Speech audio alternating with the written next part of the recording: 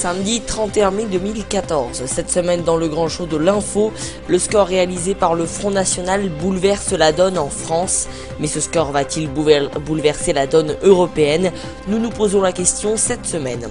Hillary Clinton vers la Maison Blanche. L'ancienne secrétaire d'État a beau avoir quitté Washington depuis plus d'un an, elle est loin d'être à la retraite. Il faut travailler debout car rester assis nuit à la santé. En effet, rester assis serait très mauvais. Nous essayerons de comprendre ce phénomène. Enfin, comme chaque semaine, ce sera le récap.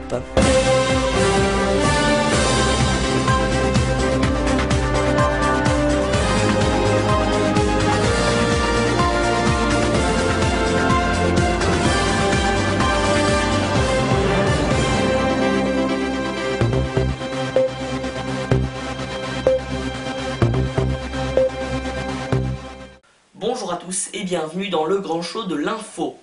Le score réalisé par le Front National bouleverse la donne en France, mais aussi du côté du Parlement européen qui sera constitué d'environ 150 députés dits eurosceptiques. Vont-ils pour autant pouvoir changer la manière de travailler au Parlement? C'est la question que nous nous sommes posée cette semaine et en voici en partie la réponse. Ce jour restera dans nos mémoires comme un jour sombre pour la démocratie, pour l'Europe et pour la... Un jour sombre, un signal grave, un séisme. Le ton est tragique dans toute la classe politique. Pour la majorité, le score du Front National résonne comme une sentence. La politique du gouvernement et l'austérité sont sanctionnés, mais le vote contestataire n'explique pas à lui seul le résultat historique du FN. Au-delà, bien sûr, du vote protestataire, au-delà du rejet qu'un certain nombre d'électeurs ont voulu manifester à l'égard des partis traditionnels, il y a aussi un vote d'adhésion à l'égard des thèmes portés par ces partis sur les sujets européens, puisque c'est bien de ça dont il s'agit, et notamment sur la question de l'immigration, sur la question du retour au protectionnisme qui serait perçu par un certain nombre des citoyens comme plus efficace que l'Union européenne, donc le retour sur la nation protectrice. Au lendemain du vote, le parti de Marine Le Pen fait parler de lui dans toute l'Europe. Les formations d'extrême droite ont pourtant enregistré des records dans d'autres pays. Au Danemark et au Royaume-Uni, elles sont aussi arrivées en tête. En Autriche et en Hongrie, ces partis sont en deuxième position. Les europhobes élargissent leur place au Parlement avec près de 150 députés. Ils sont loin d'être unis, mais la présidente du Front National espère trouver des terrains d'entente. Vous savez, on peut très bien avoir des intérêts communs, évidemment. Maîtriser l'immigration, je pense que c'est un intérêt commun à l'ensemble des nations européennes. Alors il y en a évidemment qui sont plus sensibles que d'autres, ceux qui sont évidemment les plus attractifs pour l'immigration, mais il n'en demeure pas moins qu'on peut parfaitement tomber d'accord. Une déferlante nationaliste a relativisé. La montée des forces anti-européennes ne devrait pas changer la façon dont le Parlement travaille, le bloc pro-européen restant largement majoritaire. Il ne faut pas en conclure un raz-de-marée de ces partis, mais par contre, effectivement, considérer que désormais, ils font partie du paysage politique européen, qu'ils sont très certainement voués à durer dans l'hémicycle européen.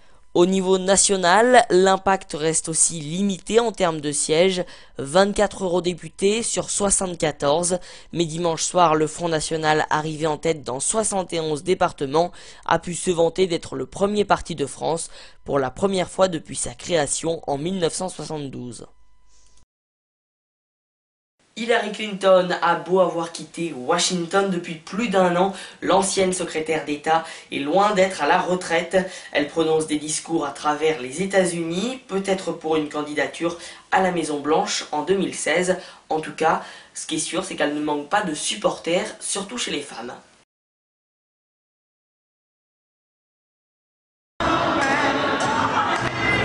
Plus de 6000 femmes réunies pour une matinée de prières et de chansons, mais le clou du spectacle, c'est évidemment Hillary Clinton.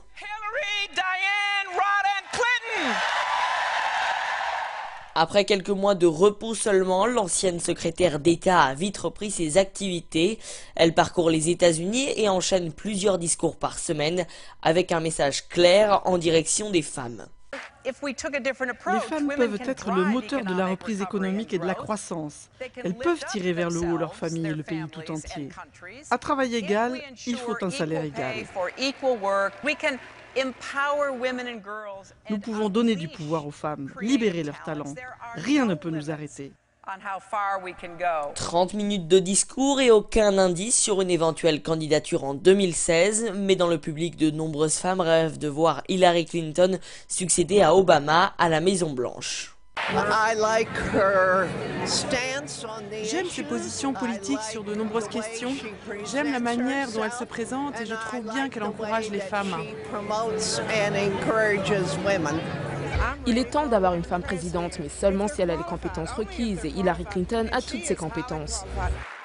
Populaire et en tête dans les premiers sondages pour 2016, Hillary Clinton ferait tout de même face à de réelles difficultés.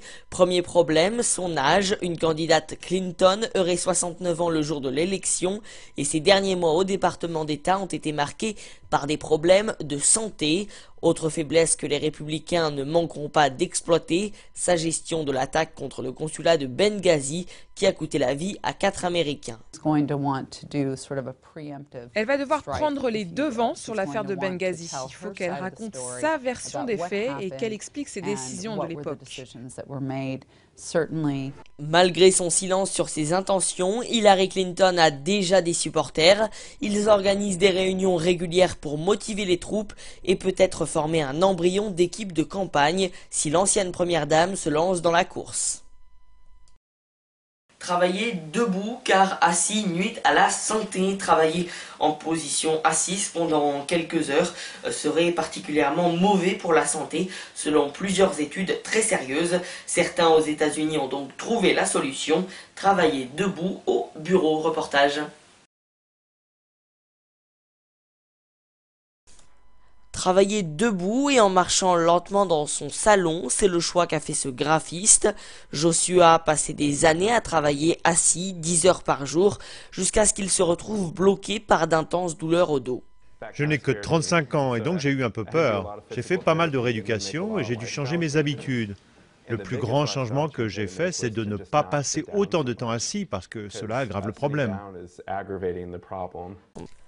Pour soulager son dos, Joshua ne s'assoit donc presque jamais et c'est un choix que font de plus en plus d'Américains.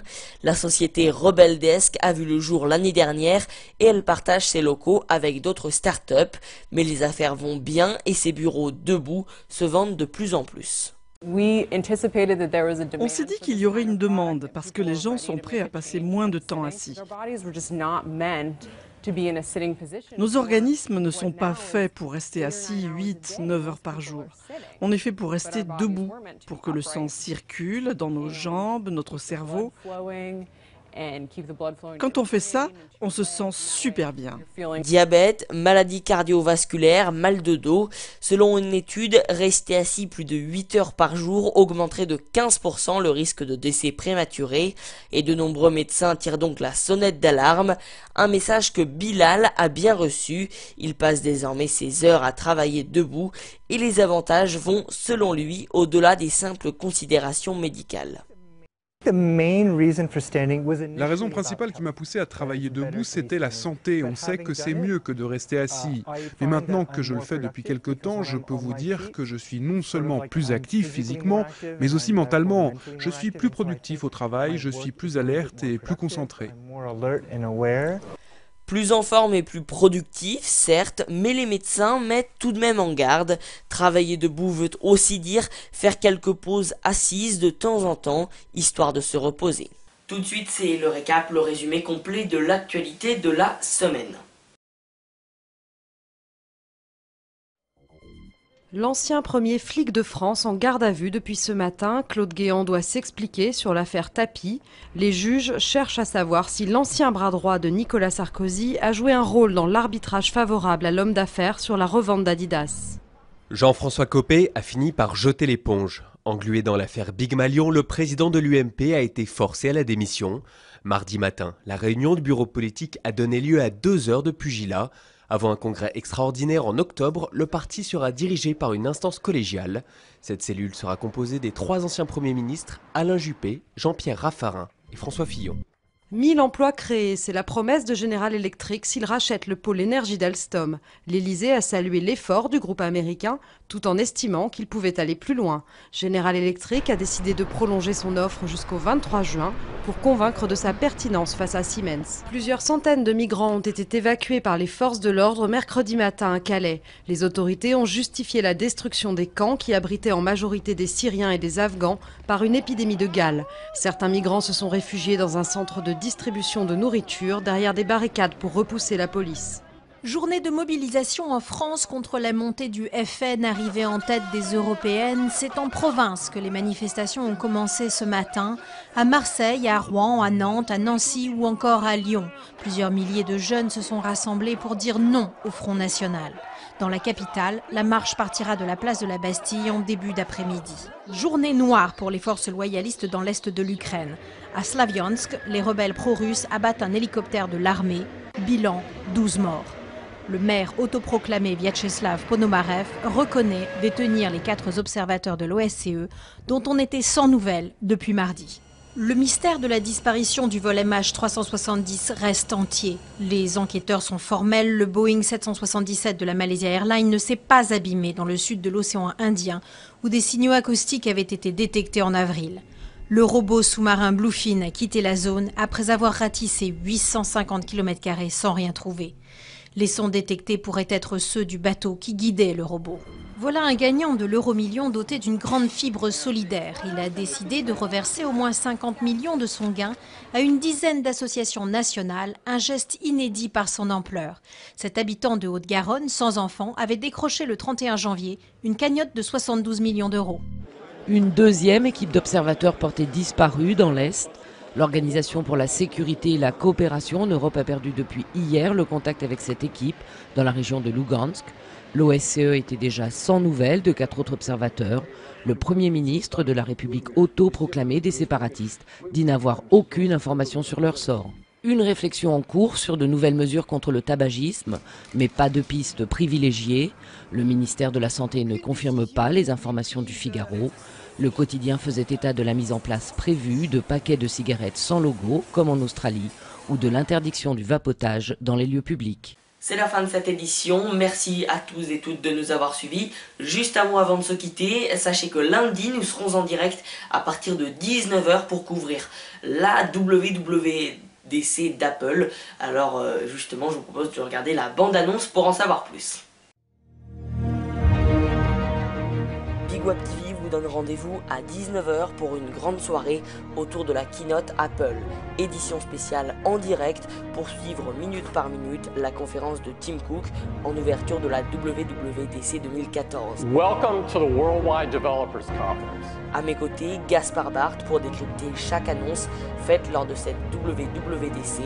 Un direct exceptionnel à vivre lundi 2 juin à 19h sur Big Web TV.